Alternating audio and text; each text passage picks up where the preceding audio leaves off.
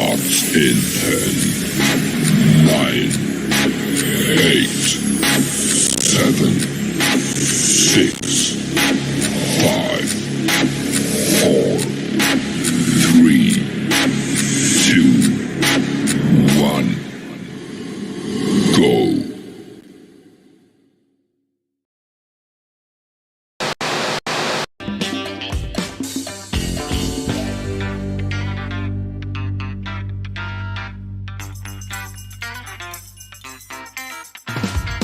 We live. We live.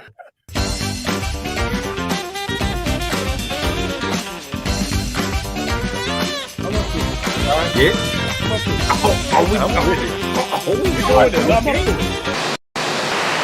We are biggest enemies, the big three, big roach, little toe, to fly. Wait a minute, let me slide through that window that be open. I'ma come through much obliged. I'm buzzing in your ear, I know you wanna take my life. Can I come in no permission? I be sipping on your blood. They call me a vampire cause I'm always bloody drunk. You got that stuff I like. Here's a mosquito bite. If you leave it on the counter, I'ma keep up in the night. That's the show, Dada! The last 7 days have been totally insane, but we made it. Now buckle up and get ready for the most organic conversation on the internet with your hosts, the Force, the King, the Kamikaze, the Great and Terrible. Up to it, down to it. Pour a glass and talk some trash. Welcome to the show, and thank you for tuning in. We hope you have a good time tonight right along with us. Don't forget to like, subscribe, and tell a friend. Let's go up to it.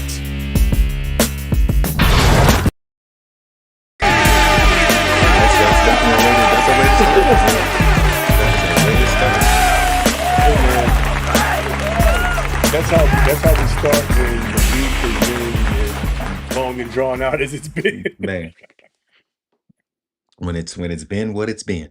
Yeah, man. Welcome. What's going on, ladies and gentlemen? Assuming, nothing changes, we can still call you that. Welcome back to another episode of Up to It, Down to It with your Friday Night Delights on the most organic conversation on the internet. We're about to have a good time. We got a lot of stuff to holler at y'all about tonight. I'm your boy, Straight Talker Skywalker. You know me, the great and terrible Trey. I got a lot of stuff to bring. Not a lot of stuff, but we got some conversation to holler at y'all about today. And we're looking forward to getting down with this discussion and hearing what the people have to say about all these different things. So with all that being said, I'm going to stop running my mouth. I'm going to get my mans in here, you know what I'm saying? My man's 50 grand, pots and pans, you understand? You know who he is, the immovable force. Kev, talk to us, my guy. How you doing, man?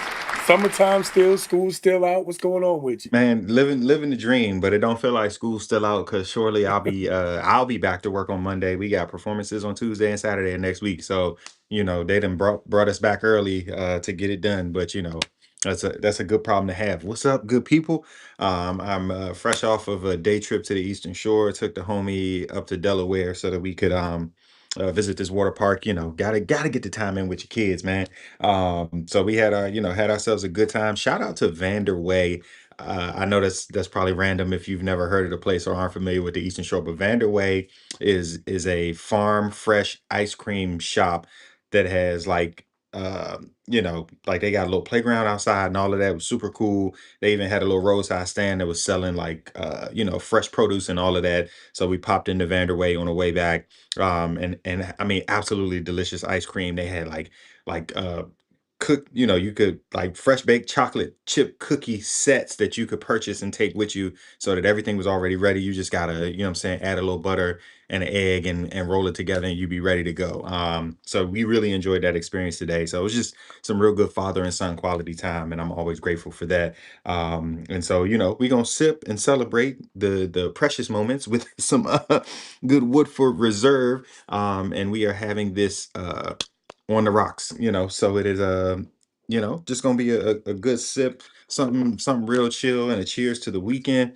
Hope everybody's been taking good care of themselves because we just got to take care of ourselves. What's that? Did the light just flicker? Ain't no. Uh-uh.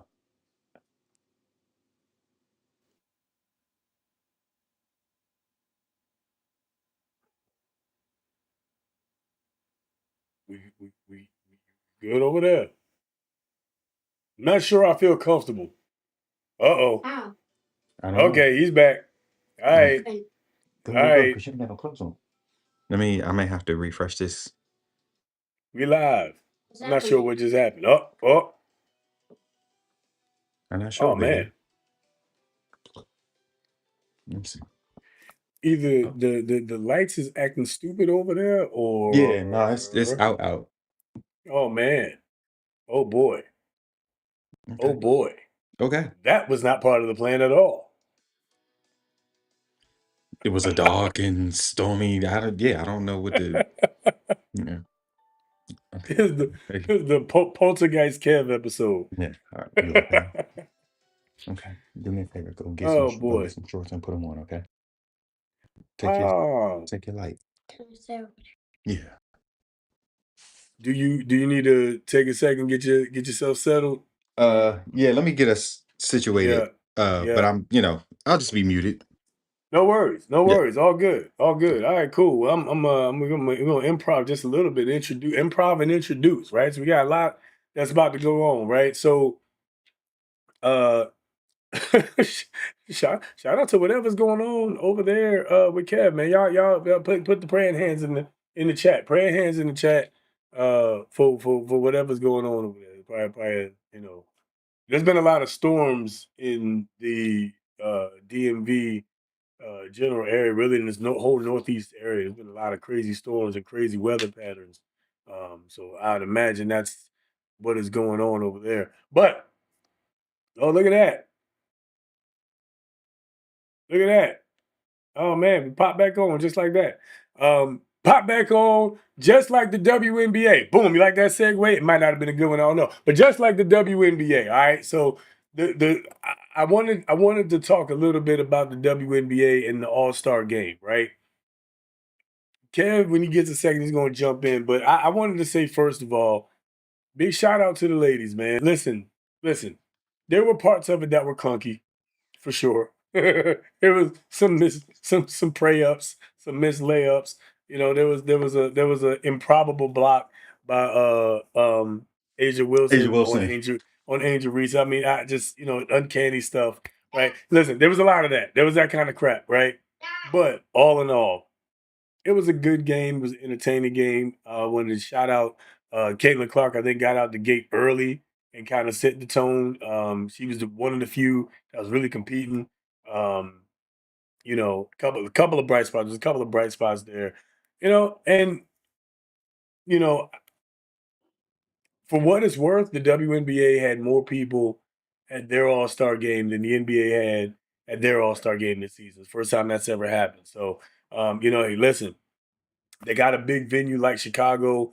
I think they've been in Chicago before. I don't know that they've ever been in the United Center. I don't know that they've ever sold 20,000 tickets. I don't know that that's ever happened. So hey, listen, big shout Yeah. out to the WNBA, the All Star Game. If at the very least, I think y'all should check out the highlights. Some lowlights too. They're pretty funny, but you should definitely check out the highlights of the game, man. There were a lot of good points, man. Kev, what were your thoughts about the game, bro? Well, I actually want to start with Dominique Malonga, who, received the assist from Angel Reese, to, do the first ever dunk in a WNBA All-Star game. Yeah, And yeah, like, yeah. not, she ain't Gray's dunk. She, She dunked it. yeah, she dunked that thing. Dunked it, yeah. So that kind of stuff is exciting for me. And, I'm a fan of the W. So I watch, quite regularly. And so if you've, paid attention for the last, what are we at, 25, 30 years, um, then you've seen tremendous growth. And I mean, granted, like, we were getting excellent product when at its inception, because of course that was the run of the Houston Comets and the, New York Liberty, and they went back and forth. And like you had those Titans who we met because of Team USA. So like the product has always been there. It's just a lot more exciting to see now. And so like the All-Star game just had a lot of good stuff. And there were some clunky moments, but even NBA has clunky moments. Well, they didn't this year because of the way that they did the you would like the young USA versus world, then the veteran USA versus young like that was a good strategy for that. But in general, if it's just an East versus West thing, they be trying crazy alley-oops and the ball just be going over the backboard and out of bounds and all the things. So we've seen it clunky on both sides. But I do truly believe that the WNBA is trending in the right direction, even if that means they got to leave their commissioner behind. So shout out to them for just a wonderful product. That I look forward to, this push to the playoffs, I'm actually hoping that Asia Wilson walks away with her fifth MVP, and the Olivia Miles and Minnesota will probably take that championship, but we're gonna see what happens. We definitely gonna see what happens, man. And I will say I was happy to see my favorite WNBA player from back in the day, Cynthia Cooper. I was a fan of Coop. I heard some loser on the internet somewhere say Cynthia Cooper was not a legend. Kiss my hairy yellow butt. All right, I'm telling you right now, Cynthia Cooper is absolutely a legend, absolutely a Hall of Famer. I mean, just look at what that Houston Comets run. Was it 4 championships in a row, right? To bring in the WNBA. Is it 3 in a row or 4 in a row, something like that. They definitely did 4. Yeah. Yeah, it was 4 in a row, right? And it wasn't like no cheap 4 in a row neither. I'm talking about they was losing like 2 games in the season, 3 games in the season, dominating the playoffs, and then walking through the WNBA finals in most cases, right? So we ain't about to sit up here and say pound for pound that Cynthia Cooper was not a legend. So I was happy to say. I'm sorry that I had to get on my soapbox for a second because look, I'm a fan of the dub too, man. I've been watching it from the beginning, from day one. Yeah. Right. I want them to do better. When I criticize the WNBA, it is because I want them to do better, right? In the end. But anyway, off my soapbox. Happy to see Cynthia Cooper. One of my favorites of all time. And then just overall the trajectory, like we were saying in pre-show, we're the WNBA is facing, at the very least, is facing the right direction. Yeah. At the very least, they are looking in the right direction, right? Commissioner, we're gonna see what happens with her, and honestly, there probably some owners or co-owners, I think should probably be stripped. Here's looking at you, Seattle Storm co-owner, who berated 2 teenage girls who were supporting Sophie Cunningham, and what she said about girls and women and men playing in girls' sports. As many know, Sophie Cunningham has been outspoken about whether or not men should be allowed to play in women's sports, which is an absurdity in and of itself that we're even asking that question, in my honest opinion. But whatever, she's come under quote unquote fire for that, and 2 teenage girls showed up to the All-Star game in support of her, and they got berated and dismissed and cussed out by Seattle Storm co-owner. I don't remember her name. I'll when I edit this later, I'll put it in. But the WNBA is facing in the right direction, but there's still detractors like that. Yeah. For the game, right? And sadly they'll be everywhere. And they look different in different arenas, and it's all kinds of levels of wild. Because I know, like with the NBA, they, like, the issue the players have been having on that end is the way that, like, people in the audience be talking about their families and their kids, and like, it was supposed to be a universal understanding that, like, families are off limits. Like, you can say what you want about the player, but, like, you don't talk about their family, especially their kids. That's coming to the stands worthy. That's malice at the palace worthy. You keep my kid's name out your mouth. Big fact. Yeah. And I support malice at the palace for things like that, like yeah. Twisted. Yeah. Like, so sometimes the fans be a little out of control. And I get it. I get the mindset of you paid your money, you get to scream as loud as you want, and blah blah blah. And then you get to scream as loud as you want, you get to cheer as hard as you want, you get to be as emotional as you want. And listen, you have the freedom to be disrespectful. You have the freedom to do that. You just also might get punched in the mouth. And I'm not saying Listen, freedom of speech is not freedom of consequences. except when it comes to the government and stuff like that, getting punished for things like that. Can't be punished in that way for things that you say. And by the way, punching somebody because they said something you don't like is assault. So don't get it twisted. Okay? Also, all right. So I'm not advocating for violence, but let it be very clear that punching somebody in the mouth because they said something you don't like is assault. All right, this should be very clear. However, I agree. Bringing my kids, my family, my kids and my wife into it is off limits. Just saying. Yeah. Just saying. What if you saying two things can be true? and absolutely can. Speaking of the NBA and two things being true. 2 weeks ago, we were all speculating about where LeBron may go.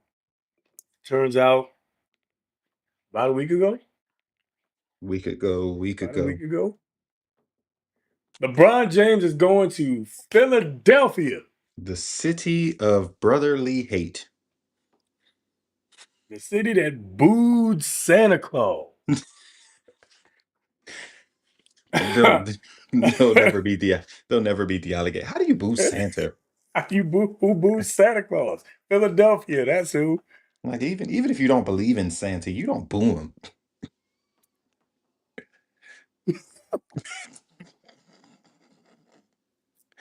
Like this is who y'all choose to be as a people. This is who we choose to be. We don't have to live like this, but this is what y'all choose. The city that had a holding cell in the football stadium. Speaking of fans that get a little bit out of control and might get punched in the face. That be them. That be them. They had a holding cell for just such an occasion. Anyway, LeBron James is going there. Allegedly, he's not living in Philadelphia. He's living in New York. He's living in New York. I guess, is he too good for Philly? Philly's not good enough for the king? Probably. Good enough to play in, not good enough to live in? Probably. Yeah. Yeah. Probably. But I feel like doesn't he already have residence in New York? I think that's really what that is. Like, yeah, probably. I'm sure he already has residency in New York. Because if I'm only gonna be in a place for a year or two, I ain't trying by no, Yeah. Especially if that place is Philadelphia. Again, I'm sorry, Philly. cheesesteaks and sesame place. Like Hey man. Philly's an interesting place, man. It's the only place I've ever been to where I went to the bar during a hockey game and it was lit as if we was in the stadium. Yeah. For hockey. I gotta look. I'm talking a lot of shit about Philly or their fans, but listen, that is a loyal and passionate fan base. I gotta give them credit where it's due. Yeah, no, they don't play about their Flyers, man. They don't. They ain't mad at it. Anyway, so LeBron James is going to Philadelphia. What's your thoughts on that, man? Is that the right move? Is he going to win a championship there? Is it about championships? Like any move that LeBron makes at this point is the right move. And I want, again, I say this all the time. You're not going to convince a person who believes that Jordan is the GOAT that somebody else is the GOAT. You won't convince somebody who thinks LeBron is the GOAT that somebody else is the GOAT. You won't, wherever your GOAT falls, like you're not going to convince other people. They're just arguments for fodder. What I do want people to realize though is that the expectations are still extremely high for a man who is going into his 24th year of playing basketball. And I'm not talking 24 like regular years. This man has been in the playoffs like 20, 21 of the 24 years of his career.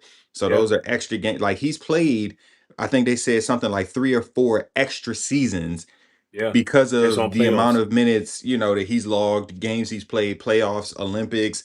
Like he's played like 3 or 4 extra seasons. So he's like 27 body seasons in, you know what I'm saying, as a 41-year-old person. That man's literally just been playing basketball forever and a day. And the fact that we still expect him to be that guy should let you know that he is in that Mount Rushmore. And like that's the clear reason to me why he's the GOAT. Like when Jordan went to the Wizards, nobody said Jordan's going to lead them to a championship. Like it was, oh, he came out the front office to like save the Wizards and make them relevant. And that was literally just it.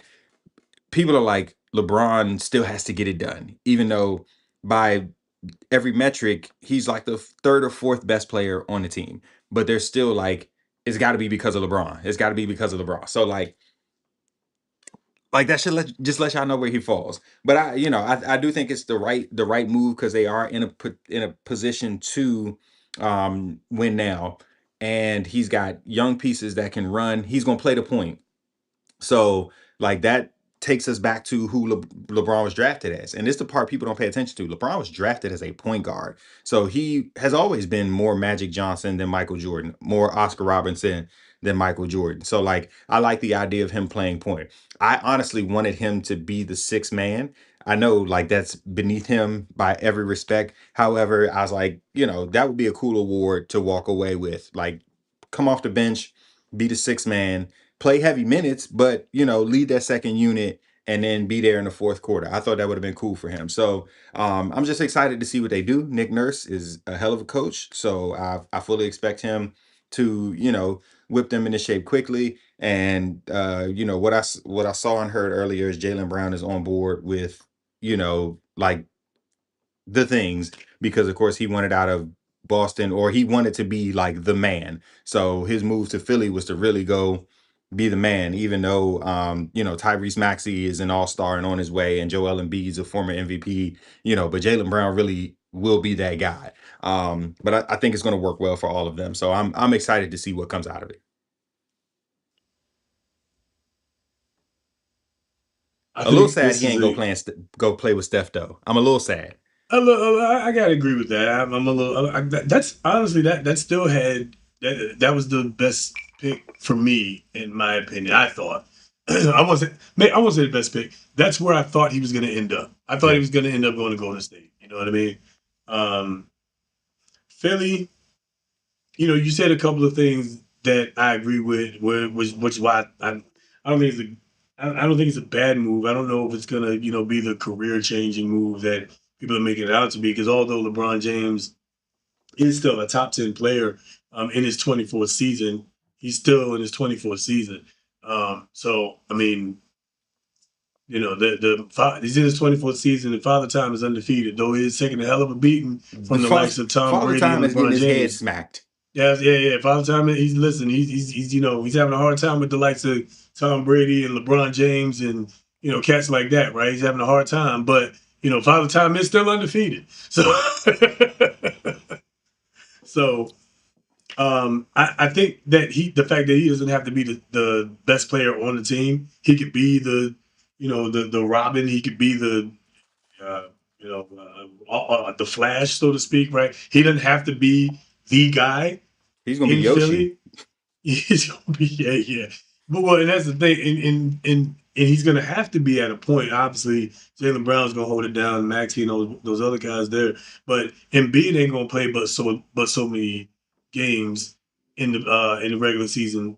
Also, so in a sense, he's kind of gonna have to lead the second unit anyway. I think he's gonna kind of have to lead the second unit by default, and just him being able to play all of those positions when Embiid inevitably goes out is going to warrant more minutes for LeBron. Now, the question is that going to hurt them come playoff time, putting all that work on now going to be 42 this season, right? Yeah. A 41, 42-year-old LeBron James. I don't know if the signs of that point to championship. So I actually don't think the work is going to be on him. And I think that's the reason why he's playing the point guard. If Tyrese Maxey can run, VJ Edgecombe can run, and Jaylen Brown can run. So like that three-headed monster is going to be where they, get their bread and butter.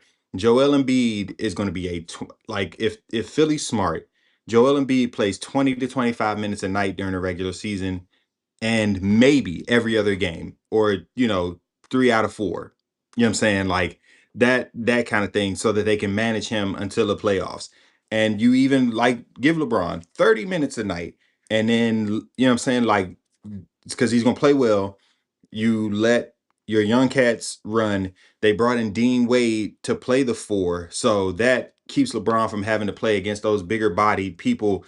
But LeBron, if you've been watching his offseason workouts, LeBron looks like 22-year-old LeBron. Like he got abs on top of abs. He got muscles on top of muscles. Like that man spends more money on his body than any athlete ever. And so, like he's gonna be well taken care of, but he also knows how to like pick and choose his spots. He's been cerebral that way since he started his career. So like I think it's gonna be in place. Like I said, it's really gonna be about what Nick Nurse does with the team, which Nick Nurse is a championship coach. So if you have a championship coach, you got 2 finals MVPs on the team, Jaylen Brown, LeBron James. You got regular season MVPs in LeBron James and Joel Embiid. You have all-stars in the 4 of them. You got first team all rookie and Edgecombe. Like they have everything that they need, and they just picked up Kentavious Caldwell Pope off of a buyout. Like Philly's gonna be okay. They're gonna be more than okay. It's just a matter of them taking the regular season to jail. This might be one of them first times where we see a team come together and then win that championship. And it's because like people don't have the egos that they think they have. Do you think they win the championship in season 1 or season 2? I Assuming they win at all. Do you think no, season 1 or season 2? I think their best chance to win is 1. I think their best chance to win is 1. That's fair. The Commissioner's Cup is going to tell us a lot. Kind of like New York winning one that Commissioner's Cup. If Philly like aggressively approaches that portion of the season and they're looking well and they stay healthy, like it's gonna be real scary hours, because it like and this is why I say people be haters, because like let social media tell you one thing, like LeBron James is just the worst person ever.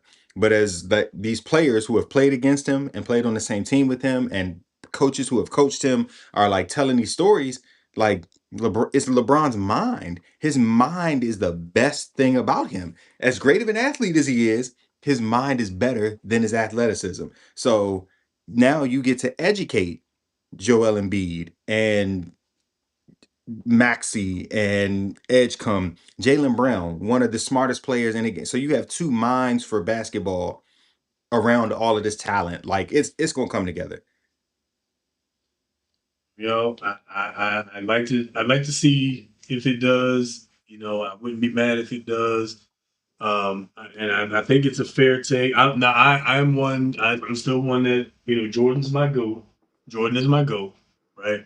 But I gotta give props where it's due. LeBron James has played more years than Michael Jordan's numbers.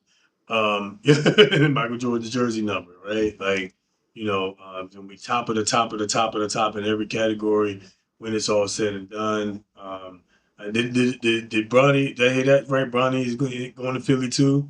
What's that about, bro? Bronny's contract is fully guaranteed in LA. In LA, okay. There have been no discussions for trades or anything, and I think Bronny's going to be a actual rotational piece this year. His growth and development towards the end of season 2 was fantastic. So I fully expect like I think now that they've played with each other, they want a piece of each other, and that's going to be fun to see too. Yeah, I was gonna say that's what I'm looking forward to see, father versus son. Yeah, and the shoot, now that you mention it, that could be a Christmas Day or maybe a Martin Luther King Day thing. Like I still think Philly and Boston is going to be Christmas, and maybe they give us, because MLK Day is a big NBA day. So maybe they give us Philly Lakers and let father and son, see what's up. Hey man, that'll be fun. That'll be what everybody talks about for sure. You know, being for his first father-son duo on a team and first father-son duo to go To head play to against head. each other. Man, I mean, how many accolades is LeBron gonna have when it's all said and done? Look, I'm not mad. Jordan is my GOAT. If I got one game for my life and I gotta put the ball in somebody's hand, it's Michael Jeffrey Jordan. Okay? but I am not mad at nobody that puts LeBron up there. And LeBron, here's the cool thing about LeBron. LeBron's floor is second greatest player of all time. So That's like that's the floor for LeBron James, the second greatest player of all time. Yeah. Right.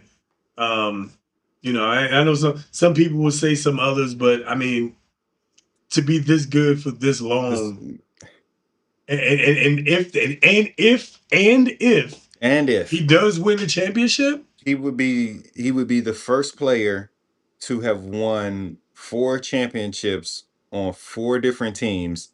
Yep. And I mean, could realistically be the MVP. Like, depending on how things go, because of course, you know, you're gonna want to attack the best player first. So the attention may be on Jaylen Brown. It may be on Tyrese Maxey. That's a space for LeBron to go be the MVP. And by the end of this season, by actually midway through the season, he'll be number 3 all time in assists. Number 1 in scoring and number 3 in assists is just a wild stat. And you know, 50,000 points, 10,000 rebounds, 10,000 assists. There's no player anywhere close. It's just him. It's just him. Nobody's close. Nobody's close. Nobody's close. So that's why I won't be mad at somebody. Look, here's what I would say: LeBron James has the greatest career of all time. Period. Yeah. You know, again, like I said, one game for my life, I got to put the ball in somebody's hand. It's gonna be Michael Jordan, right? But greatest career of all time. If I had to pick a career, custom make a career, yeah, it'd probably be LeBron James. Yeah. It'd probably be. I can't think of any others. And considering he had such, as you said earlier, such a high expectation coming out of high school. They called this man the chosen one at 16. At 16, he was the chosen one. King James. Like, as a high school teacher, it makes me nervous to tell kids that they're good. Good. Not great. It makes me nervous to tell them they're good. You know why? Because they become stupid immediately. Immediately. You're like, oh, I'm so proud of you. And then the next day they go smoke weed in the bathroom and then they're suspended. Like that's so imagine you bring every camera, every reporter, every college, and put them in your gym and say the future belongs to you. Yeah. That level of pressure. You know, like you know, Jordan was the 3rd pick. You know what I'm saying? Like, so he didn't have first pick pressure. You know, like it just 16. At 16. At 16. I mean, you gotta give credit where it's due, man. So look, like I said, I'm never gonna be mad at anybody that says, yeah, LeBron is the GOAT.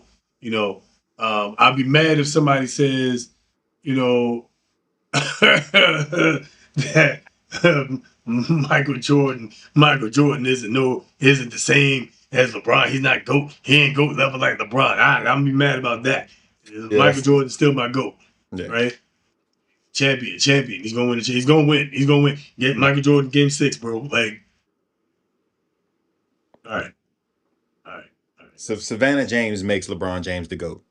That part. The Lord be praised. The Lord be praised. Hey man, listen, man. Great kings find their Savannahs.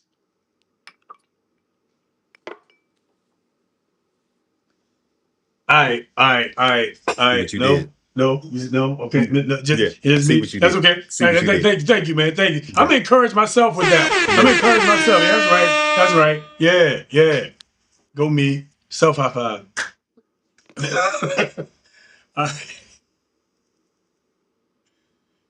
Shout out to the chat. What's going on?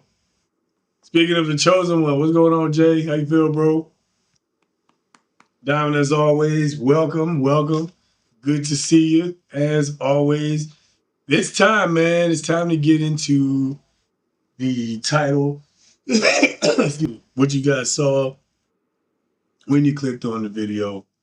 I'm calling this the Great Bonnett Ban of 2026. We got to talk about the Great Bonnett Ban of 2026. And I guess, you know what, for all intents and purposes, it's a fair or foul, right? It's fair or foul kind of situation, isn't it? Right? It's got to be. It's got to be that. Let's talk about it. Let's get into it.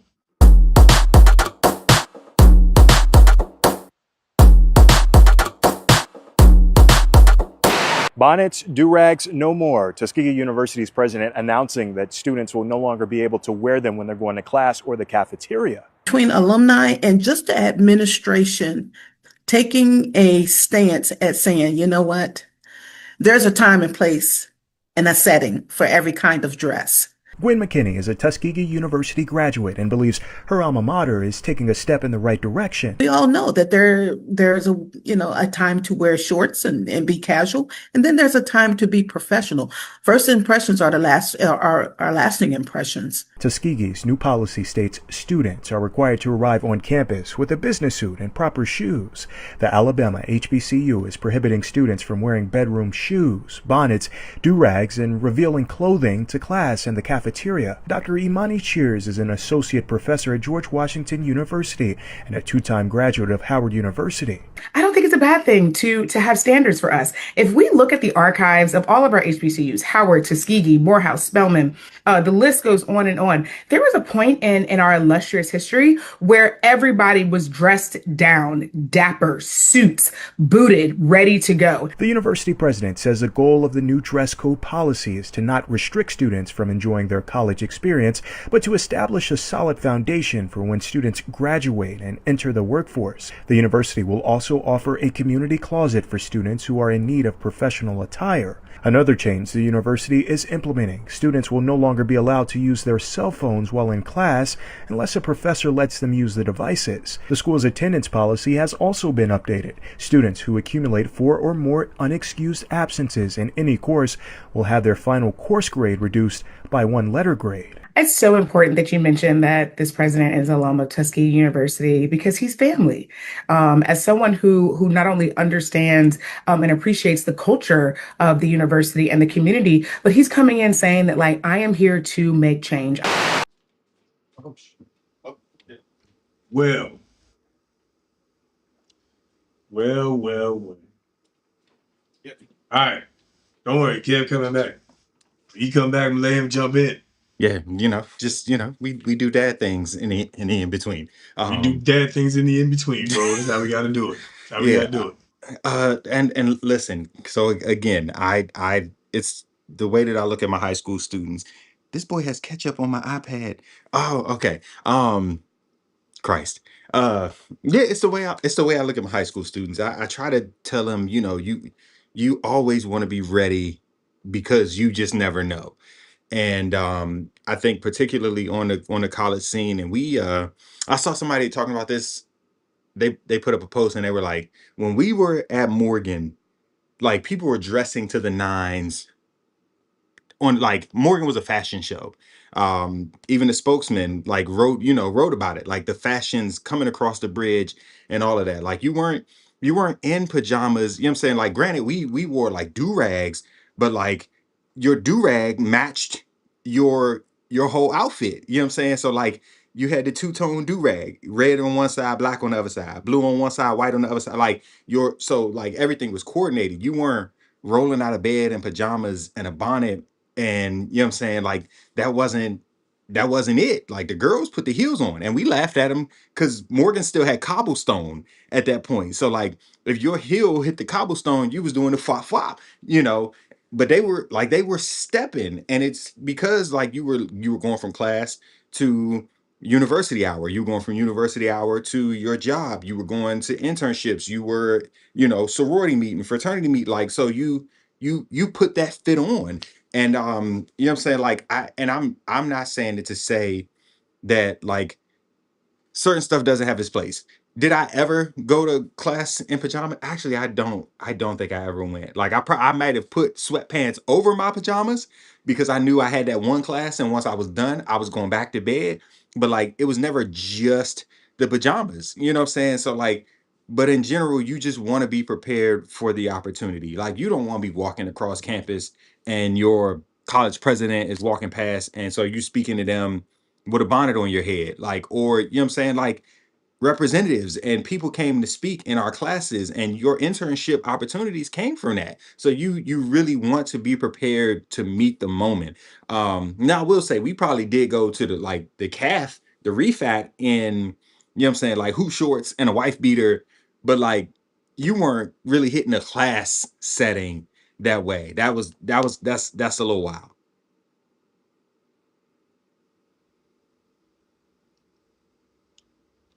You know, what's the point of going to college in the first place?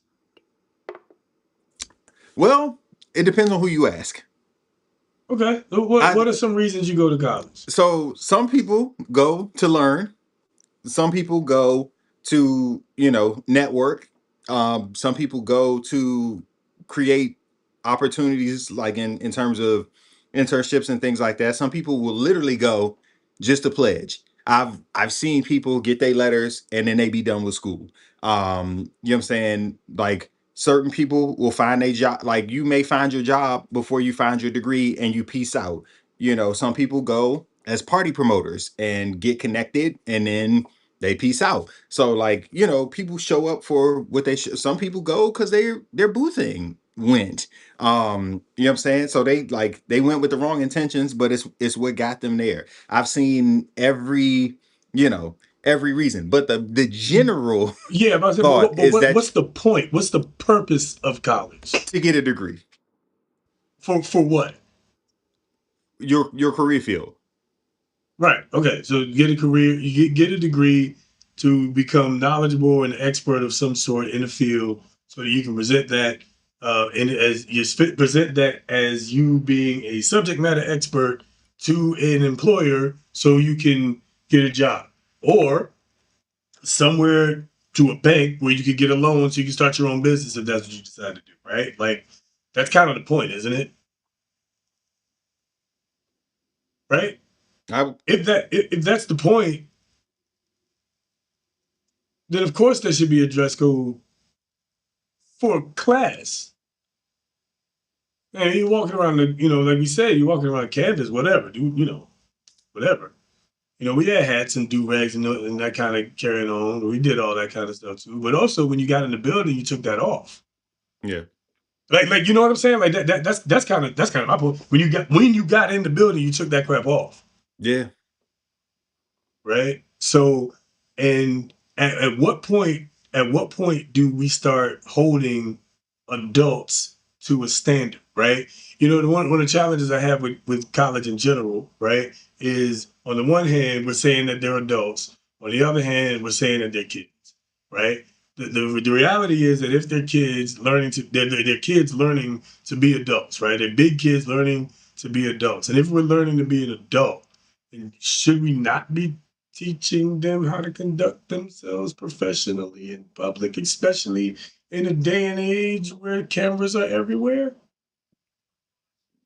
Yeah, I'm not knocking it. And we, even in the comments, we see, contrasting opinions. And All it's right, yeah, let's talk you, about it. you know, we probably start with the anti-black one. I Okay, like let's do I it. actually don't think it's anti-black. I think it is just a state like, and I'm saying this as an educator. Like I don't personally care about your color. I care about your presentation because like for my students, they're a representation of me, and we have these conversations on day one and then every day after, because that undeveloped frontal lobe tends to forget. Once they say I am a member of the Laurel High School choir, they no longer are an individual. just like us in fraternity. Once we put them letters on, you're not an individual, you are a representation of your organization. So us, on college campuses, we are a representation of the university in every extension of it. I hate the Baltimore Sun with a passion because they'll find any way they can to tie Morgan to something, whether it has anything to do with us or not. So, if a person commits a crime in Minnesota and they went to Morgan, they will say former Morgan student murders, person in Minnesota, and they graduated from Morgan 20 years ago. They'll tie it. So whatever you're connected to, you are a representation of that.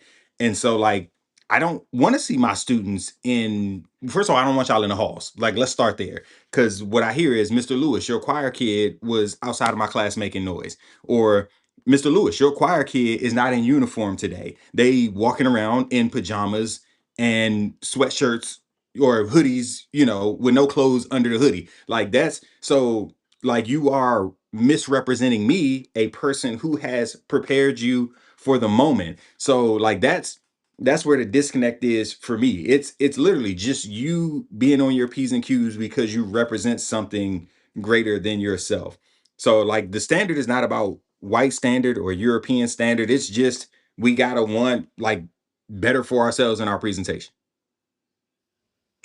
Yeah, and honestly, I reject the notion that presentation is black. I wholesale reject that idea that that presentation, do rags and pajamas and sagging pants and all those kind of things. I reject the idea that that's black. It's unprofessional for sure, ghetto sure, but I reject the idea that that's black. That this it is to be black. You know what I'm saying? In the end, we should be preparing our kids for the future. We should be preparing them to be more professional. That is, if we want them to, do well in life. And the reality is, listen, I'm telling you, I've been a hiring manager for some time, okay, at various locations. And I'm just saying that you only get one chance to make a first impression. And I've had some people that showed up looking flicked and didn't do too bad on the interview. The problem is, or they probably would not have done too bad on the interview. The problem is they didn't get the interview because they got sent home.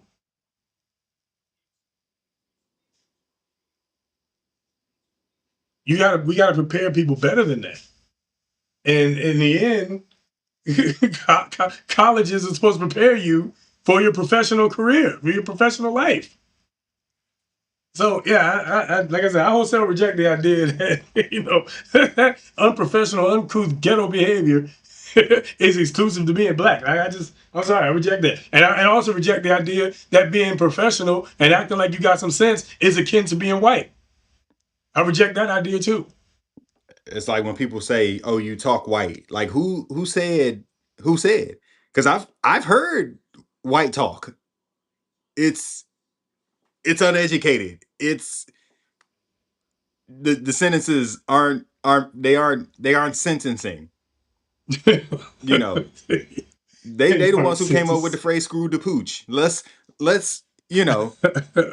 So please tell me how you got there. After you finished giving it to your dog, then you felt bad. So now we're screwing the pooch. I'm just, you know. So when they say you talk white, I help me, please. Our I really judge people by the color of their skin or the content of their character, right? If it's content of their character, let's be honest for a second. While your clothes don't make or break you, they do tend to say a lot about you. Especially they show in a job setting, it shows a lot about how much you care about getting the job. You know what I'm saying? So again, if we're talking about college, which is supposed to prepare you to be a professional, it shows how much your preparation shows how much you care about the thing that you're doing, the job that you're applying for. If you want to apply for a job above a fry cook, a job above a cashier, front line, if you want to apply about something like that, you best show up like you prepared to be there. The presentation is everything from the moment you walk in the door. In my case, for sometimes from the moment you step out of your car. We don't care what car you in, but from the moment you step out your car. You know what I'm saying? Yeah. No, and so to Dollface's comments, respectability politics are quite literally rooted in white supremacy. I won't disagree with that. But even with that, I think there are levels. So like the braids and afros was a wild time.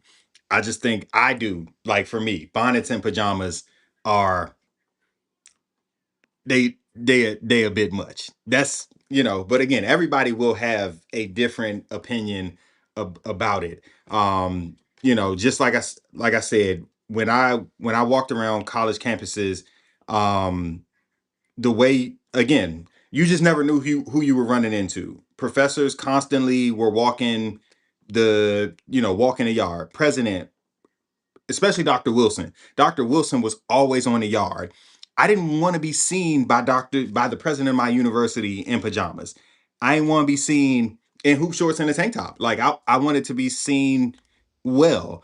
For the And record, President Wilson is a white guy, right?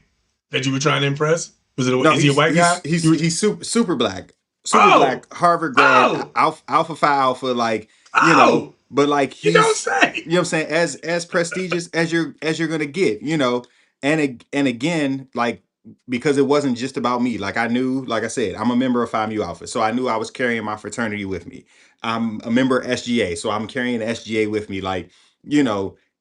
But I am one who, like, argued about certain things. When I was running for Mr. Morgan, I used to argue with one of the administrators all the time because she was like, "You supposed to be in a suit every day." I was like, "Well, that's not the Morgan student." So I want to show, like, I want the Morgan student to see their potential Mr. Morgan in every facet. So I wore Morgan paraphernalia.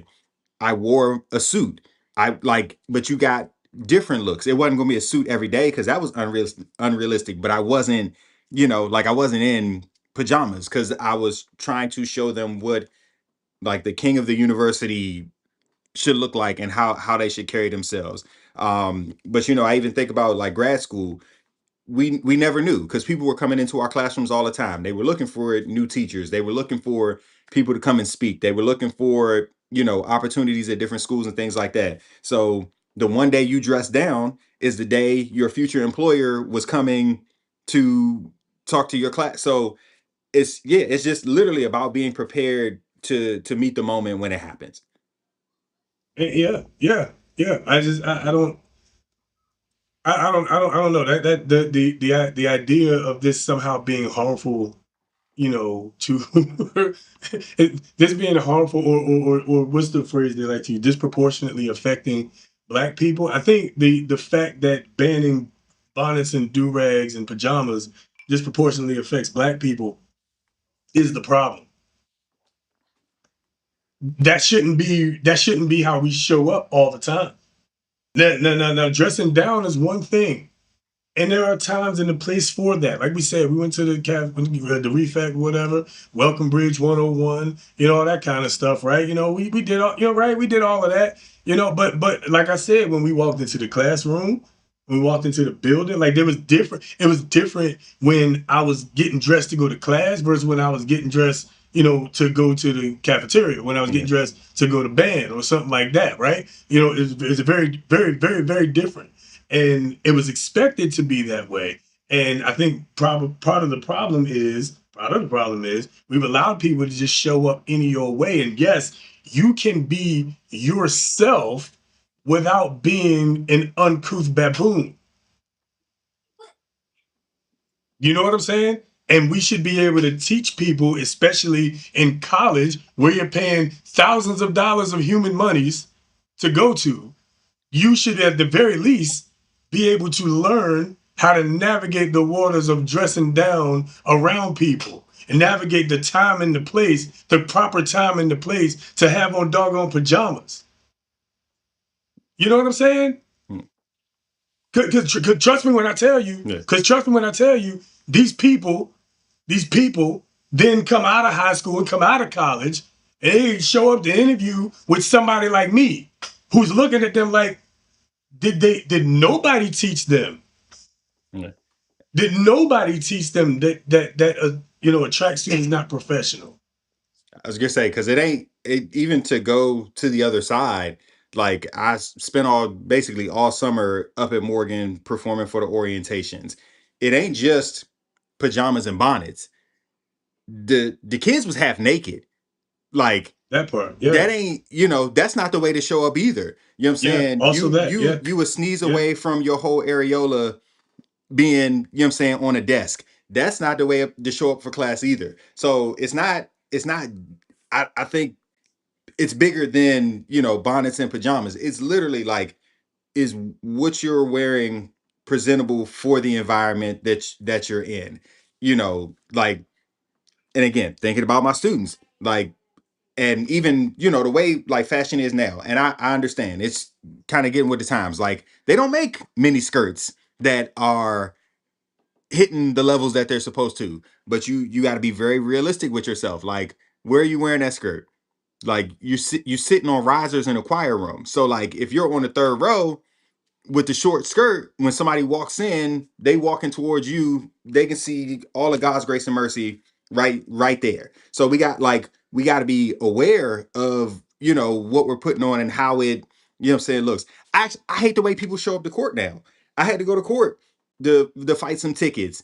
And again, that's why I say it's not just a black thing. The black people, the white people, the Hispanic people, sweatpants, t-shirts, Yep. like construction boots and some more, like, it's court. No, yeah, You yeah. you in front of No the judge. respect. Like, I don't even wear suits to the classroom like that. I may dress up from time to time, but like, it's not comfortable for me be playing piano, teaching choir, waving my arms all day. So like, I'm more casual. When I go to court, it's a full suit.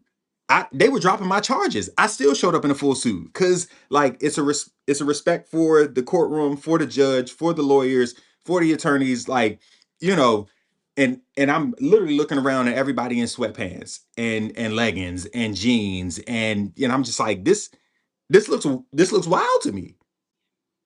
Yeah, yeah. It is a lack. It's a lack of respect. And I want to address this comment right here real quick too, which is, judging based on appearance is not very becoming behavior. Someone could be fighting depression but still managing to show up. Things to consider. True, but it doesn't change the standard. You know what I'm saying? Them fighting depression means they have to fight through it, but that doesn't mean you lower the standard. More importantly, it doesn't mean you allow other people to come below standard to compensate for that person's depression.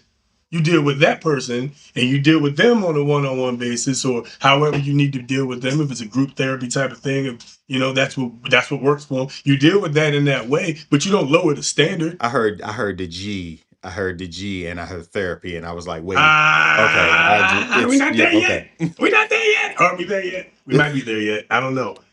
We never know when we're going there. It just kind of happens. but seriously though, like, well, all I'm saying is, yeah, okay, cool.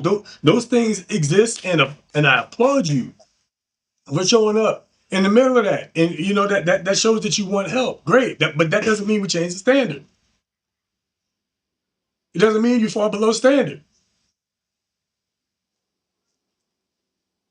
Just saying.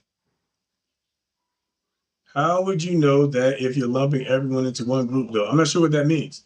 What do we mean? I guess I'm and going out on a limb here, just Yeah. because of course we're talking about first impression, so you wouldn't know, whether a person Okay. is depressed or not. You know what I'm saying, based on your initial. But like, I guess that is the hard part though. That again, the first thing we see about people is what they put in front of us. You know what I'm saying? So like, even, thinking about like the courting process. If you see, like, if a man approaches you as a woman in a grocery store and his pants are, like tattered below his waist, he got, you know what I'm saying, like do-rag on, his shirt is hella wrinkled and dingy, like but he approaches you, the first thing you see is his appearance. And if appearances matter, you probably won't give him the time of day because of that appearance. We don't necessarily process in that moment, maybe he looks like this because X, Y, and Z, because our first impression is our first impression. So like I do understand the lumping, but what you see is quite literally the first thing that you see about a person. We can't tell what your personality looks like from across the room. We just know if you put together or not. And then after talking to you, we can figure some things out. I even think about what was that Gospel's Best, or I forget what this Sunday's Best. Best, Was that Fantasia?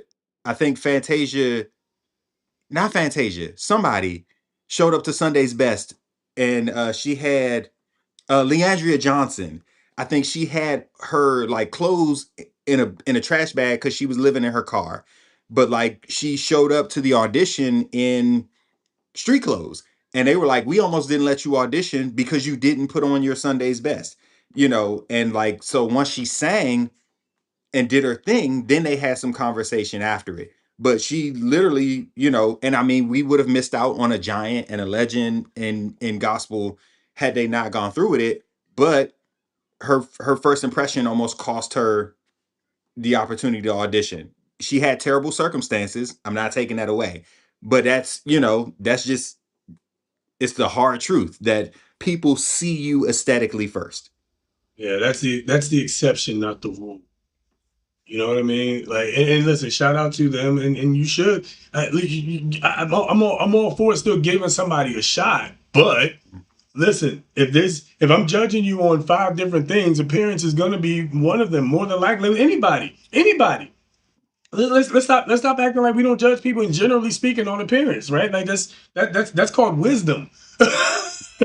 You know what I'm saying? Now, yes, we could be wrong sometimes because you can't always judge a book by its cover, right? But oftentimes you can judge a book by its cover. Not always, but oftentimes you can when it comes to people. It does, because it does say a lot about you. Now, what I'm just saying, there are certainly it tends to hit circumstances. more often than it doesn't. That's what I'm saying, bro. It hits a lot more often than it doesn't, bro. Like it really does. It really does. I'm not saying that there aren't exceptions to the rule. There absolutely are, right? And those should be investigated and celebrated and all of those things. But that you don't lower the standard for the exception. You don't make the exception the rule.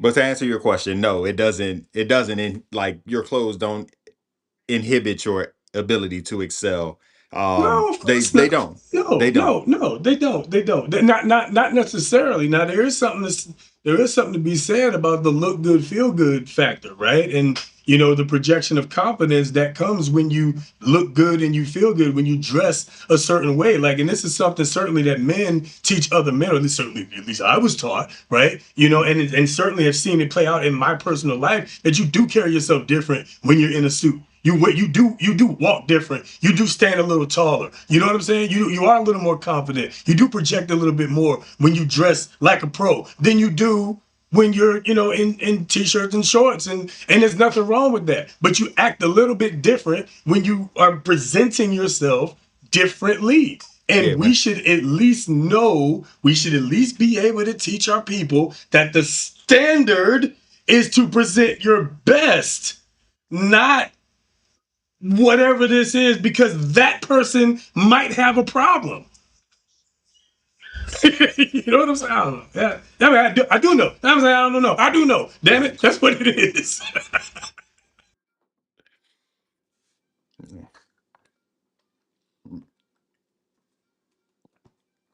But anyway,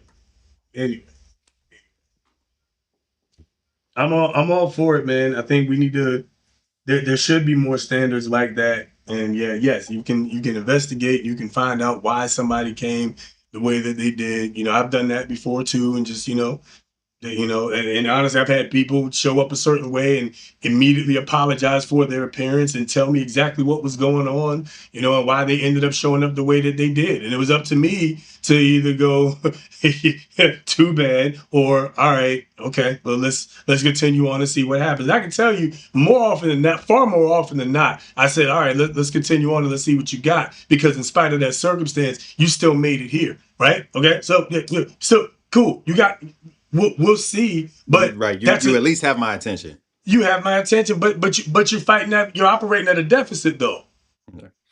You know what I'm saying? Like you starting in the hole, though. You feel me? Starting in the hole, no foreplay. I'm sorry. I'm sorry.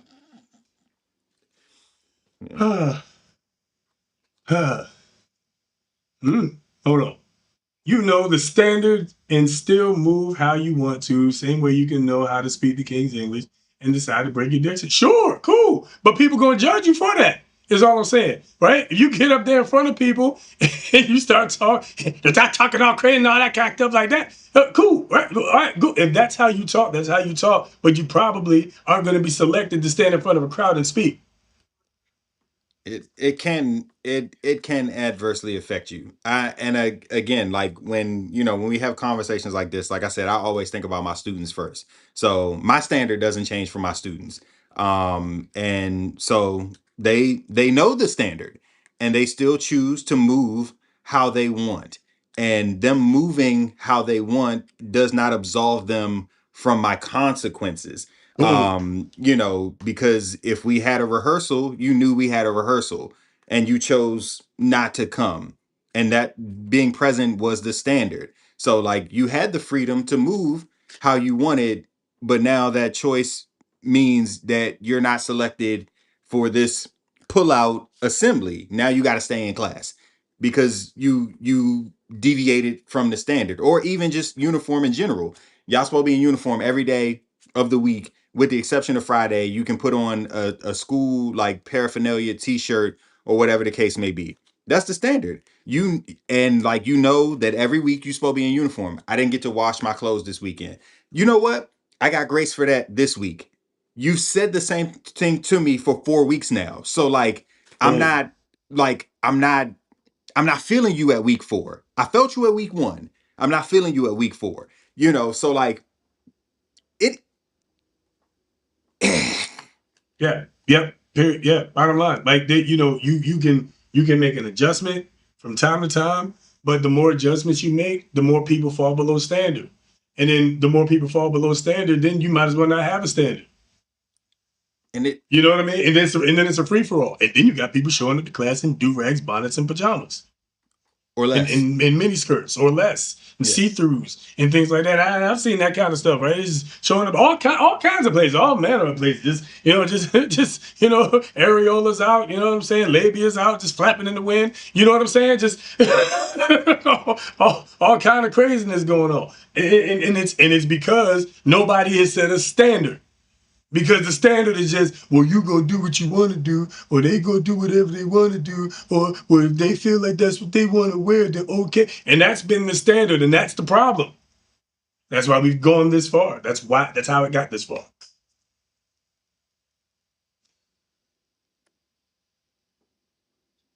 This is a perfect time, I think.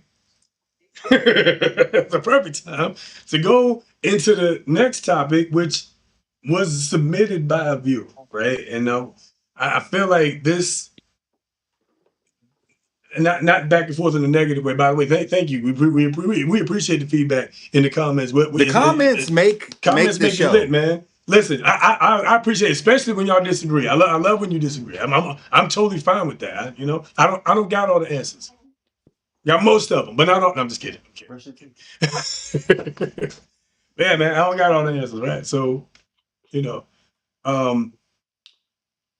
but this you didn't open it.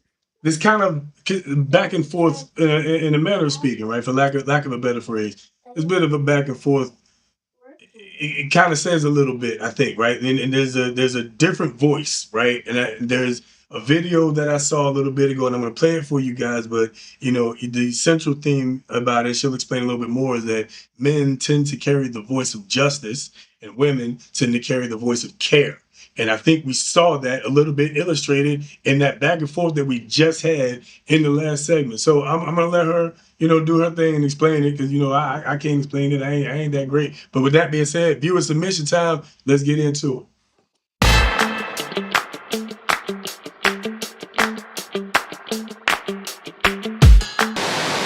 Men carry the voice of justice. Women carry the sound, the voice of care, right?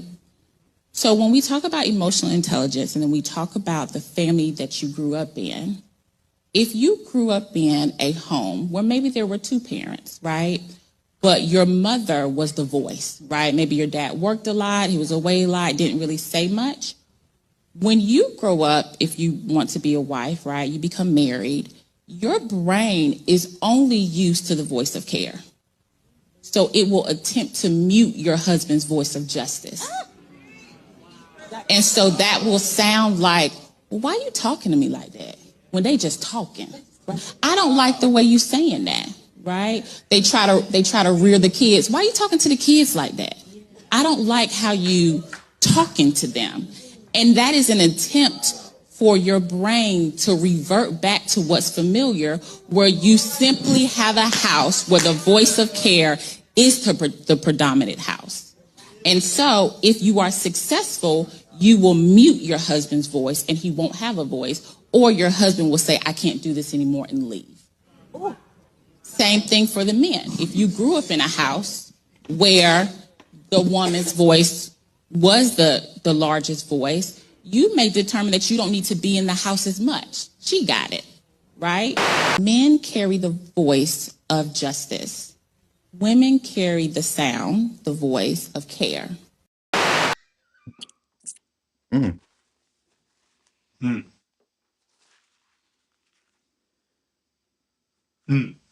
Just letting that marinate for just a second. That was a good say. I would think, can y'all, do y'all in the comments, do y'all agree with her?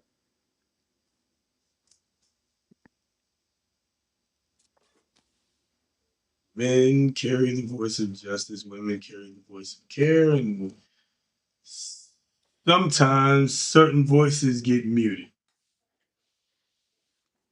When that happens, it makes it harder to hear the other voice. It absolutely works in reverse. But that being said, I won't get into too much detail yet. I'll wait until it's my turn. Kev, your thoughts, bro? What do you think? It makes me think of like how men are from Mars, women are from Venus. Is that and so when Yeah. we have like these kinds of conversations, I think about how we approach conversations. And they say, when we hear stuff from our woman, we're already thinking about the solution. Like, she's trying to like share her feelings, and we're like, all right, cool. So do you want me to come to your job and smack them? Or like how do we, like, what's the solution to the problem? Like I hear what you're saying, and sometimes she don't want you to like solve the problem. She just wants you to hear what she's saying. But, again, we the voice of justice. So to me, that's solution oriented, whereas the woman is the voice of emotion. So that's like the expressive or orientation. So like I don't think it's wrong. um and I often, because I of course, if you want your algorithm to do what it's supposed to, you gotta like set it up to do what you want it to. So I follow a lot of parenting pages, and one of the things they talk about is like, let the parent do what they're doing, specifically in relation to the dad, because like the mom may not agree with his approach. However, he's still getting it done. Oh, I don't like the way you change the diaper. Well, is the diaper changed? Is the baby booty clean? Like, cool. So we do it different, but I got it done. I don't, like that kind of thing. I don't like the discipline, but the job got done. Now, granted, I'm not flinging the child off the balcony. So, at that point, then we can have some conversation. But if the discipline looks different, if I got to elevate my voice a little bit more, if I got to be, you know, a little firmer, like that's me in that moment. So like I think we are very different in that way. And it's what, you know, she was alluding to. Like you can't silence that voice. Because I think it's twofold. One, you need that balance in that space. And also, if you are working to actively silence the voice of the other person, now I ain't saying nothing. Which is a whole nother problem, you know, in and of itself. Like if you've silenced me to the point where I don't say nothing, like I'm checked out. I'm here, but I'm checked out.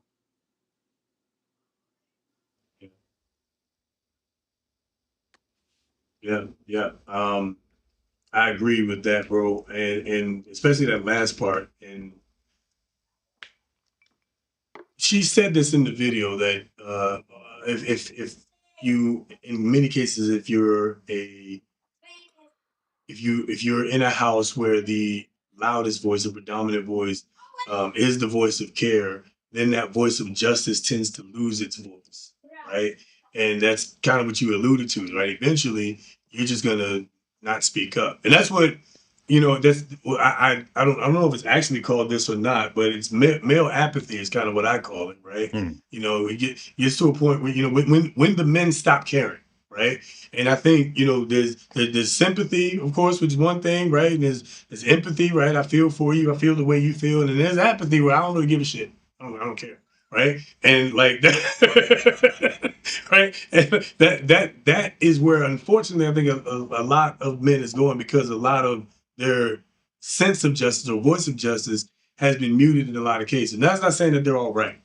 This is not to say that men are always right, not by a long shot, right? But it is also to say that women are not always right.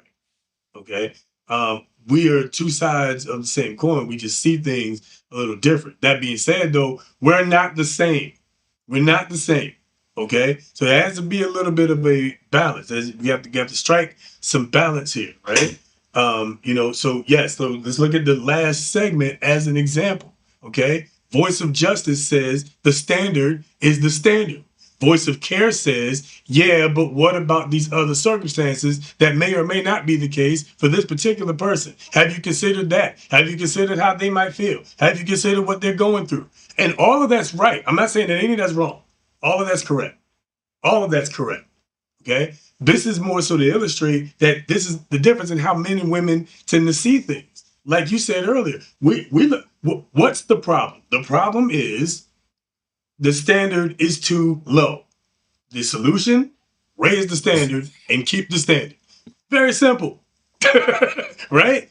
We ain't got time for doing all this. Men in general, I think we don't got time for all this, you know, ifs and fifs and whatabouts. This is the problem. This is the solution.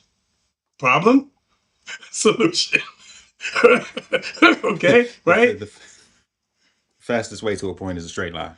It's a straight line. Thank you. I've been wanting to go all travel all over here. What about? We ain't got time for all that. Here's the problem. Here's the solution. Okay, you're on this side of the ground. You need to get to that side of the ground. We need a bridge. Come on, chicken, cross the road.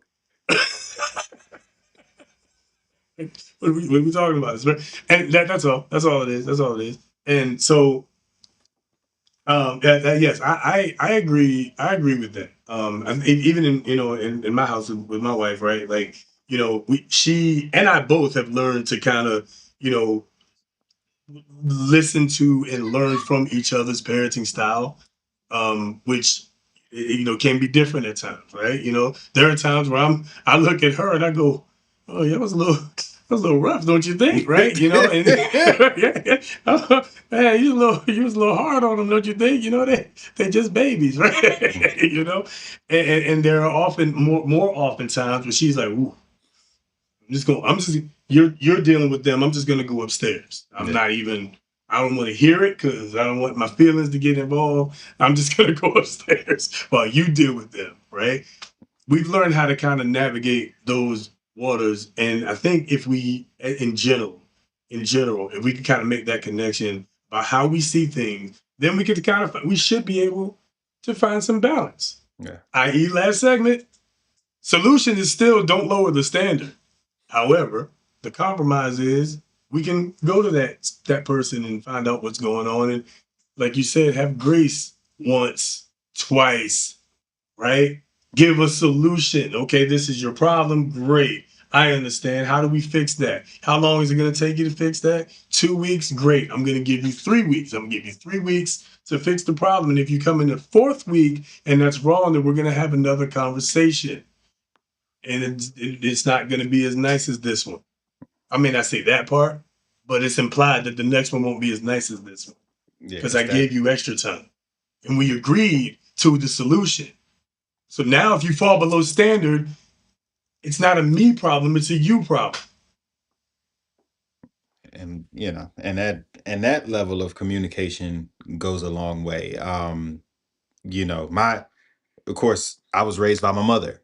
So that was the only voice in the house. And I, like as I think back, and again listening to her talk, I don't know that it was ever like big justice or it was ever big emotion. Like it just was.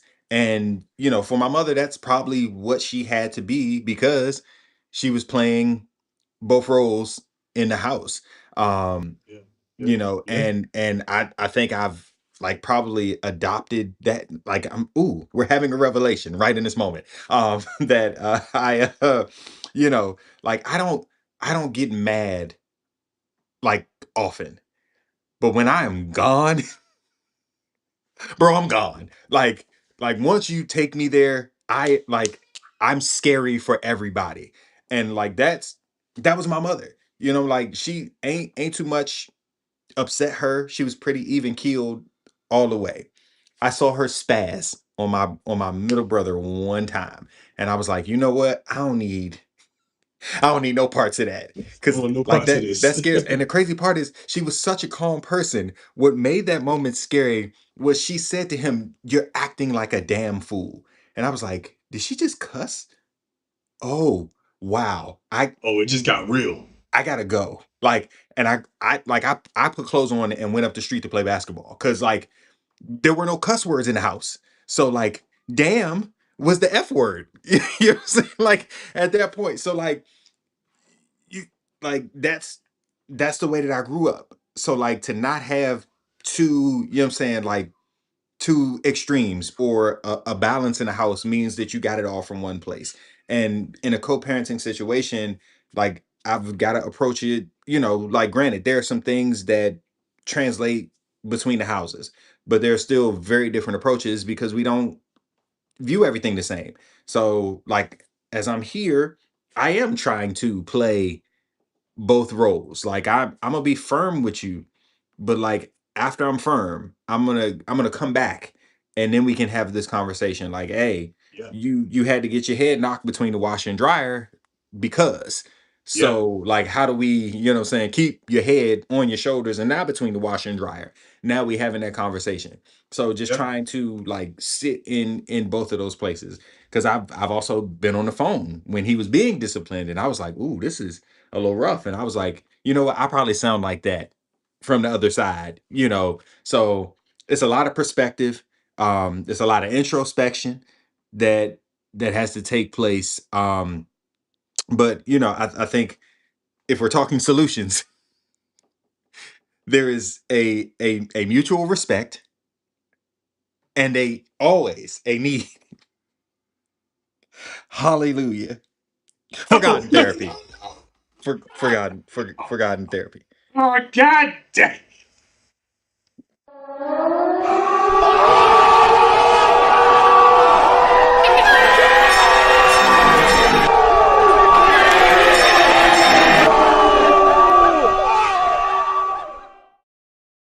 We almost did it.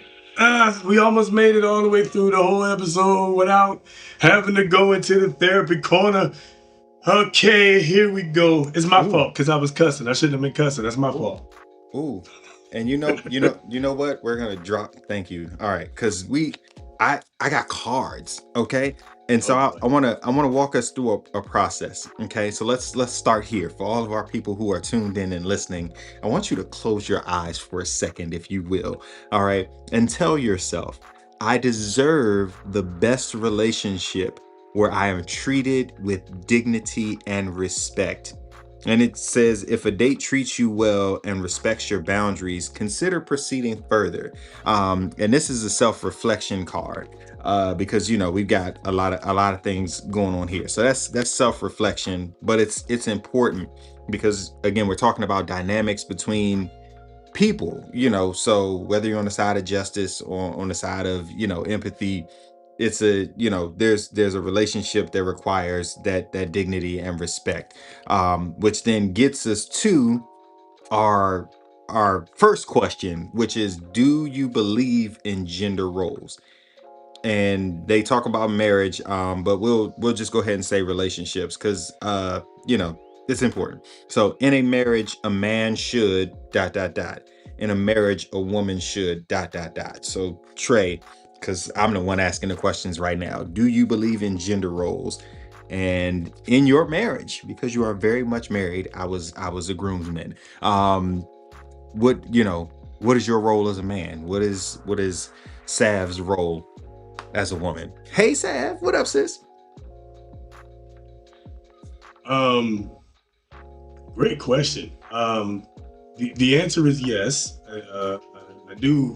We do believe in gender roles, because there are certain strengths that she has as a woman that I don't have, and certain strengths I have as a man that she doesn't have. So, yes, there's certain skills and so on and so forth that we both have. So yes, we do believe in gender roles to a degree, right? And so one degree is, for example, breadwinner, right? So and this is not to say I have to be in control of the money. It's not that kind of thing. It's my responsibility for taking care of my house, for taking care of my wife, who I proposed that she spend the rest of her life with me, and she accepted, right? she accepted said proposal, right? My responsibility to her and to our children is to make the bread for this house, is to make sure the bills are paid, is to make sure her car has gas in it, and insurance is paid, and everything's caught up, and she's good and happy. That's my responsibility as her husband, right? Now, if it were reversed and she were the breadwinner, would there be an issue with that? No. However, no, there would not be an issue. However, there wouldn't be a time, unless she just, and even then, even if she did make millions, I'd probably be like, all right, cool, I'm gonna go, do something too. So I still have my own little, something myself. I'm not gonna just live off of that, right? If we build something together, that's one thing, but I wouldn't just live off of her. It's my responsibility to take care of the house, right? So it's her responsibility. It's my responsibility to take care of the household. It's her responsibility to take care of the house, right? Like that's how we divide it up, right? This is how it works in our house, right? Y'all do things however you do things in your house, okay? Right? But in my house, As for me and my house, as for me and my house, right? We follow the pattern: God, husband, wife, kids. That's it, right? So so it's my responsibility to govern the household. It's my wife's responsibility to govern and manage the house, and it's our responsibility to pour into our kids so that they can grow up and be able to do the same thing. So yes. Now we also share a lot of responsibility because we have that delineation. If I'm out at work, yes, food on the table, dinner being made is expected, as it should be, because she doesn't have to go out of the house. You know what I'm saying? So yes, so she does that. That works for us. That works for our household. It works for our family, right? So yeah, we believe in it. I believe in it. Now because I think that there are certain things that she's better at and she's stronger at than I am or would be. For example, she is phenomenal as a teacher, right? As our kids' homeschool teacher. She's phenomenal at it. Now, I'd be okay. I'd be pretty good. I think I could manage, right? You know what I'm saying? But the way she does it, right? I mean, I sit back, watch sometimes, and I'm like, wow, that's amazing. I ain't no way I'd have done that, right? She has a gift in doing that, so she has that responsibility as a result. So it's less about gender roles so much as it is about strength. Right? She's stronger in that area, so she's gonna go and do that. I'm stronger in the wake up at 4 a.m. and burn it to the ground until midnight, 1 o'clock if I have to, turn around and do it all over again. I'm better at that. You know what I'm saying? So hopefully that answers the question roundabout. We you know, and that's like I think that's it kind of hits all of the places that we've been today, which is I feel like the word that's been popping into my mind is just communication, because communication alleviates a lot of like issues, you know, and it's what you said, like if you have a strength, like why would I why would I want to overwork your strength? You know what I'm saying? That's like, now I'm being weird to you, you know? And I was having this conversation the other day, like if there are things that I see that you are like significantly better at than me, I'm going to like yield to your expertise in that area. I would then hope and like truly like search within myself that because I am the man, like we said, God, man, woman, kids. You know what I'm saying? Like God is directing me. I am covering the woman, covering the kids. Like it's in order. So I'm gonna yield to your expertise, but I'm ultimately going to make a decision that is God-led in the best interest of what is taking place with us. I can't make a sound decision while ignoring your expertise. That's dumb. That's dumb. You know? So like it's communication, and it's trust, and it's, you know, like actually knowing your partner. There's too many people who are connected to people that they know nothing about, which is another level of weird, because why you want to be connected to a person that you know nothing about? So then you do go making willy-nilly decisions that they could have helped you navigate, and that's stupid. So that's when we go into defining roles. Hey, before we settle into this, like, you do handle the money better, so let's put our money in this account. You know, I'm trusting you to take care of the bills and whatever. I'm also trusting that, like, you're not about to go, you know what I'm saying, blow it on whatever, and then the lights get cut off and we never had that conversation. Like there are extreme levels of trust in these roles. So yeah, you answered it, you know. You answered you know, that's kind of the thing, right? It's like the role is a responsibility. Like in the end, that's what it is, right? Now, you know, I think that, you know, the husband not being the leader and the breadwinner in the house is out of order. I think that's out of order, right? Because again, as we say, it's God, husband, wife, kids, right? That's the order of protection and direction. The order of protection and direction. Okay, you know what I'm saying? So I think that's out of order, but whatever. In the end, whatever the role is, however it's defined, is your job to know it and for your mouth to shut it. I'm just saying, your role, know it, your mouth, shut it. Whatever it is.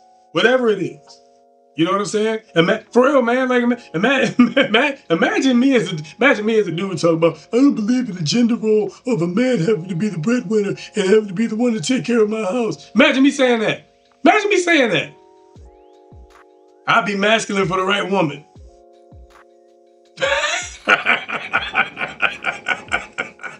Yeah, you know what I'm saying?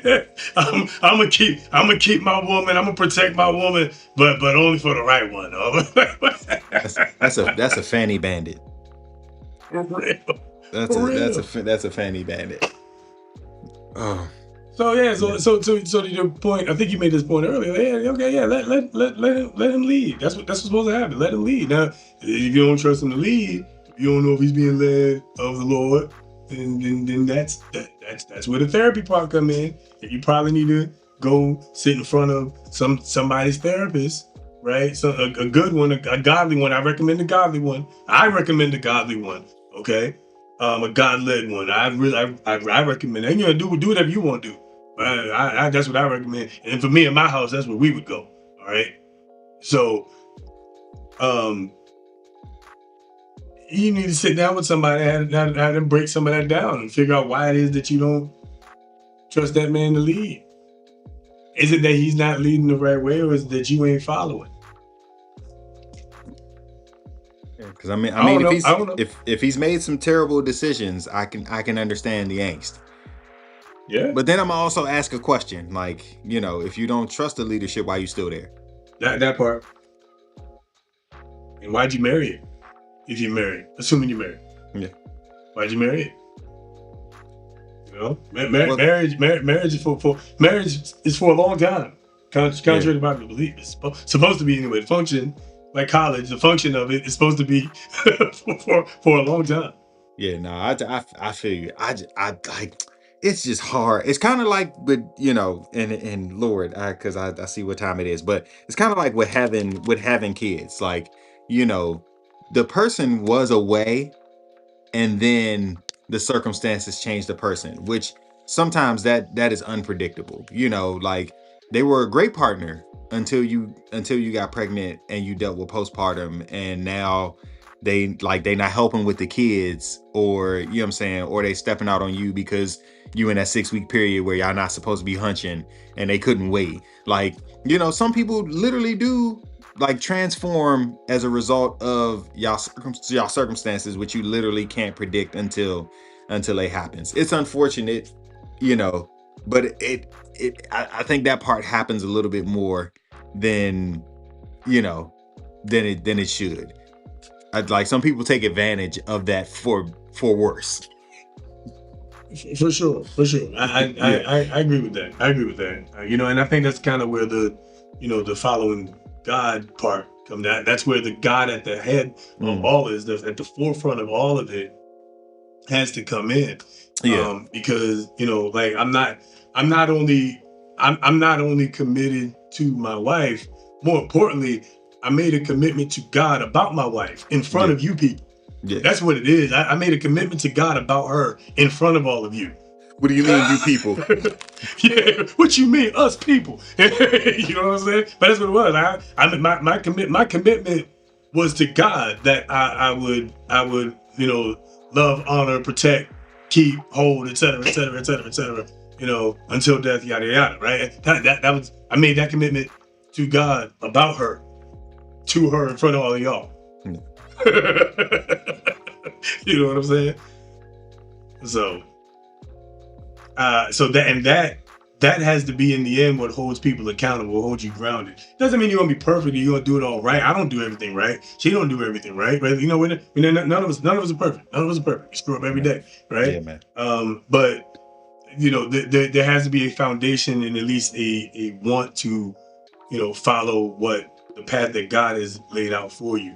If that desire isn't there, in my opinion, from such, turn away.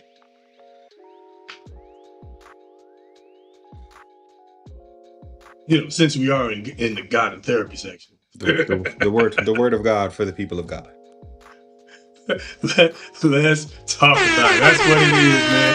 Hey, we a little bit over, but hey, man, we had some real discussion. We appreciate all of you guys as always. Thank y'all for hanging out with us, man. Like the video, share, subscribe, all those good things, all the YouTube stuff. Tell a friend to tell a friend. Kev, take us out, good brother. Hey, man, y'all jumped in the comments tonight. And that, again, it's what makes the show the show. So we appreciate y'all hanging with us. You know, summer is slowly winding down, so whatever plans you got, man, just see them through. I'm super excited to get back to my students. I've missed them tremendously. So, you know, if you were in the DMV area, check us out over the next couple of days. We got National Night Out with the Police in Laurel on Tuesday at Granville Guide Park, Gude Park. I don't know. It's written terribly, so I pronounce it terribly. And then Saturday you can catch us at the PG Sports and Learning Complex in, I guess that's Landover, somewhere in that area, for the welcome back. Come, you know, come get some health screenings, come pick up some school supplies, you know, see what you need, all of those kinds of things. So yeah, excited to get back to that. But definitely appreciate the way that y'all pulled up tonight. Hit that like button, subscribe, tell a friend to tell a friend, and we will catch y'all in 2 weeks. And shout out to Rich and Q, you know, who are out handling their business. We hope we held y'all down in the meantime, but can't wait to have y'all back. Peace. Absolutely. Let me take a second to echo that point, man. Happy hunting, Q. I know you're doing your thing on the job site, and safe travels, LB. You and the family, man. Always miss you guys. We will be back, everybody, in 2 weeks. August something or other. 14th, that's it. August 14th. We'll be back August 14th. Same bat time, same bat channel. Tune in, like, share, subscribe, tell a friend to tell a friend. Pull up, get your drink ready. Okay, get your drink ready with a friend of yours that y'all like to debate philosophical things with, right? You're your most opinionated friend. Get them and tell them to pour a drink up and join us in 2 weeks.